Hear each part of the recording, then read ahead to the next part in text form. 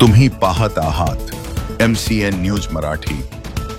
अकोट तालुक्यातील सातपुड्याच्या पायथ्याशी वसलेल्या व श्री संत नागास्वामी महाराज यांच्या पदस्पर्शाने पावन झालेल्या ग्रामदैवत ब वर्ग तीर्थक्षेत्र श्री संत नागास्वामी महाराजांची रथयात्रा मोठ्या भक्तिमय वातावरणात संपन्न झाली।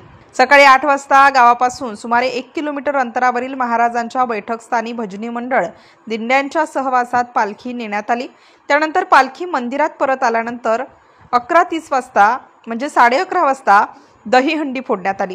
रथाला फुलांनी सजवून त्यात श्रींच्या पादुका ठेवून रथ जागेवरून निघाला। पंचक्रोशीतील भजनी मंडळ, दिंड्या, डफडेवाले, बँड पथकसह रथाची वाजत गाजत गावातून भव्य दिव्य मिरवणूक निघाली। मिरवणूक दरम्यान गावात ठिकठिकाणी चहा नाश्त्याची व्यवस्था करण्यात आली होती।